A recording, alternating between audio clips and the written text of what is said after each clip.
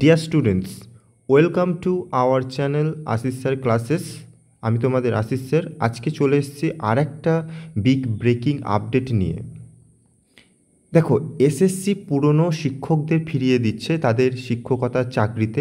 আমরা জানি যে সুপ্রিম কোর্টের একটা অর্ডার আছে, 2016 সালে যে প্যানেলটা ক্যান্সেল হয়েছে, সেখানে যে শিক্ষকরা চাকরি করতেন তারা তাদের আগের চাকরিতে ফিরে যেতে পারবেন। যারা এডুকেশন ডিপার্টমেন্টের বাইরে অন্যান্য ডিপার্টমেন্টে ছিলেন তারা ফিরে গেছেন, যারা প্রাইমারি টিচার ছিলেন তারাও ফিরে যাচ্ছেন। কিন্তু যারা এই 9, 10 এবং 11, 12, বিশেষ করে 9, 10 লেভেলের শিক্ষক ছিলেন, যারা এসএসসি 2016 দিয়ে 11, 12 এসেছিলেন বা নিজের বাড়ির কাছে আসার চেষ্টা করেছিলেন, সেই সমস্ত শিক্ষকদের আবার কিন্তু ফেরানো হচ্ছে। আর তাদের ফেরানোর প্রক্রিয়া শুরু হবে কত তারিখ থেকে? 25শে অক্টোবর থেকে। কিন্তু এখানে একটা বড় প্রশ্ন, তারা কি ফিরতে পারবে তাদের বর্তমান স্কুলে? তারা যে স্কুলে এতদিন পড়াচ্ছিল সেই স্কুলে তারা ফিরতে পারবে না। কিন্তু কেন ফিরতে পারবে না, সেই প্রশ্নের উত্তরই আজকে এখানে খুঁজব। তোমরা যারা ভিডিওতে নতুন এসছো চ্যানেলটাকে সাবস্ক্রাইব করে পাশে থাকো এবং ভিডিওটাকে লাইক, শেয়ার, কমেন্ট করে জানাও তোমাদের মতামত। তো এখানে ফেরার সুযোগ কারা পাচ্ছেন? 2016 সালের এসএসসি পরীক্ষায় সফল হয়েও রাজ্যের মাধ্যমিক ও উচ্চ মাধ্যমিক স্কুলে কর্মরত ছিলেন এমন শিক্ষকরা এখন পুনরায় যোগদানের সুযোগ পাচ্ছেন। এই সংখ্যাটা কত? 546 জন। এসএসসি যেন কাউন্সিলিংয়ের মাধ্যমে পুনর্নিয়োগের প্রক্রিয়া সম্পন্ন করে, এটাই কিন্তু দাবি করছে এই শিক্ষকরা। এবং এসএসসি ইতিমধ্যেই তাদের পুরনো স্কুলে ফেরার যে কনফার্মেশন প্রক্রিয়া সেটা শুরু করেছে।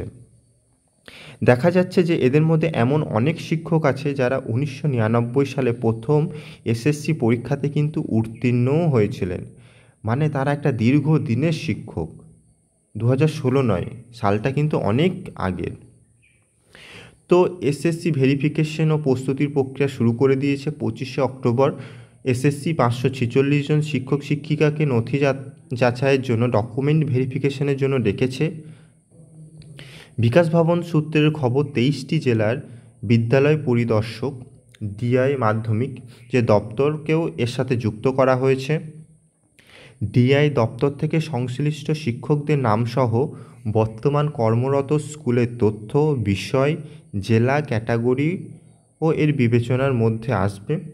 শিক্ষকদের পুনর্নিয়োগের যে ভ্যাকেন্সির রিপোর্ট পাঠানো হয়েছে স্কুল শিক্ষা কমিশনের অফিসেও। অর্থাৎ আমরা দেখছি যে ডিআইরা কী করছে না, যে স্কুলের শিক্ষকরা শিক্ষকতা করছেন সেই স্কুলের ভ্যাকেন্সি ডিটেলস চেয়ে পাঠিয়েছেন। যদি সম্ভব হয় সেখানে তাদেরকে পুনর্নিয়োগ করার জন্য। বর্তমান পরিস্থিতি এবং উদ্বেগটা তাহলে এখানে কি, যে কিছু ডিআই আছে যারা নিজ জেলার শূন্য পদে, আবার কেউ দূরবর্তী স্কুলের নাম পাঠিয়েছে। এই পয়েন্টটা দেখো খুব ইম্পর্টেন্ট, যে ডিআই মানে যে স্কুল দপ্তরটাকে পরিচালনা করার জেলা স্তরের সর্বোচ্চ আধিকারিক হচ্ছে যে ডিআই। তিনি কি করেছেন, যে তার নিজের জেলাতে শূন্যপদ খুঁজে বার করেছেন, যেখানে নিজের জেলা বলতে যে শিক্ষক যে জেলাতে শিক্ষকতা এতদিন করছিলেন, লাস্ট স্কুল তার যে জেলাতে ছিল সেই জেলাতেই একটা শূন্যপদকে খুঁজে বার করে তারা এসএসসির কাছে রিপোর্ট পাঠিয়েছে যে এই টিচারকে এই স্কুলে নিয়োগ দেওয়া যেতে পারে। আবার কিছু ডিআই করেছে কি না, অনেক দূরের কোনো একটা স্কুলকে তারা সিলেক্ট করে এসএসসির কাছে তারা পাঠিয়েছে রেকমেন্ড করে।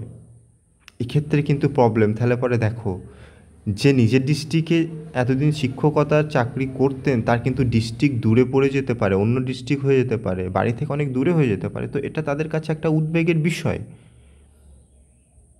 আবার একটা শিক্ষকের জন্য আবার একাধিক স্কুল পাঠানো হয়েছে, মানে তাদেরকে চয়েস করার সুযোগ দিচ্ছে না। এখানে দেখা যাচ্ছে যে এসএসসি নিজে একটা স্কুল ঠিক করে দিল যে অমুক স্কুলে চলে যাও, যেটা তোমার নিজের বাড়ি থেকে অনেক দূরে।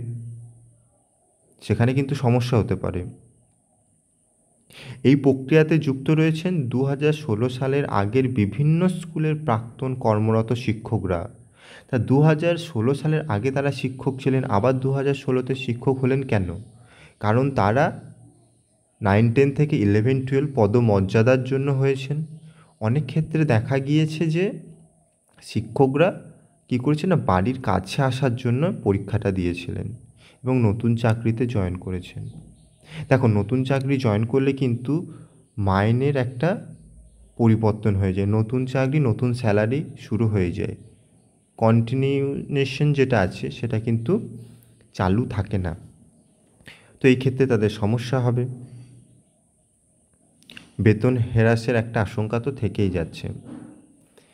তো এই প্রাক্তন শিক্ষকদের প্রশ্নটা কি? তারা বলছে যে আমরা যারা আগে চাকরিতে ছিলাম এখন ফিরলে তারা কি ন্যায্যতা পাবে? এটা কি তাদের শান্তি ফিরে আসবে? বর্তমান অবস্থা এবং সমস্যাটা কি? বর্তমান অবস্থাটায় প্রথম পয়েন্টে দেখা যাচ্ছে যে শিক্ষা দপ্তরের এক আধিকারিকের কাছ থেকে জানা গিয়েছে কি যে কর্মরত চাকরিহারা শিক্ষক শিক্ষিকাদের নথি যাচাই শনিবারের আগেই সম্পন্ন হবে, অর্থাৎ শনিবারের মধ্যেই ভেরিফিকেশনটা কমপ্লিট করে নেওয়া হবে। কিন্তু কিন্তু যেটা সবথেকে বড় প্রশ্ন সেটা হচ্ছে যে তাদের আগের স্কুলে ফেরানো, পুনরায় যোগদানের সম্ভাবনা প্রায় নেই।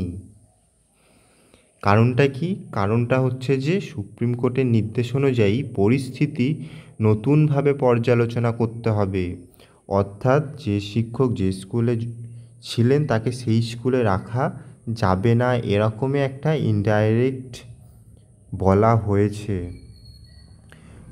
তো তালিকায় থাকা অনেক শিক্ষক আগের স্কুলে কিন্তু ফিরতে পারবেন না। যেমন এটা অর্ডার আছে তেমন ক্যাটাগরি বিষয় এগুলোও পরিবর্তন হয়ে গেছে, শূন্যপদ নেই। দেখা গেছে যে যে স্কুলে একজন শিক্ষক শিক্ষকতা করতেন সেই স্কুলে তার পোস্টটাই আর ভ্যাকেন্ট দেখাচ্ছে না। তো অনেক সমস্যা, অনেক মিস্ট্রি এখানে লুকিয়ে আছে। তাহলে পরে কি আবার সেই দূরের স্কুলে যেতে হবে? এই প্রশ্ন কিন্তু থেকেই যাচ্ছে। যে দূর থেকে কাছে আসার জন্য 2016তে নতুন করে চাকরিটা নেওয়া, যেখানে স্যালারি অনেক কম হয়ে গেছে সেটাকে স্যাক্রিফাইস করা, আবার একটা নতুন সমস্যা। দেখা যাক এসএসসি কী সিদ্ধান্ত নেয়, আমরা এসএসসির সিদ্ধান্তর দিকেই চেয়ে থাকব। তো তোমরা যারা সঙ্গে ছিলে তোমরা অবশ্যই তোমাদের মতামত কমেন্ট বক্সে জানাও। Thank you for watching. Please subscribe করো আমার এই নতুন পথ চলা তোমাদের সঙ্গে নিয়ে। এই রকম অনেক ইনফরমেটিভ ভিডিও পাওয়ার জন্য সাবস্ক্রাইব করে রাখলে তোমরা সেটা সঙ্গে সঙ্গে জানতে পারবে, নোটিফিকেশান পাঠাবে ইউটিউব থেকে। তো আর ভিডিও দীর্ঘায়িত করছি না, তোমাদের সকলকে ধন্যবাদ। তোমাদের দিনটা শুভ হোক।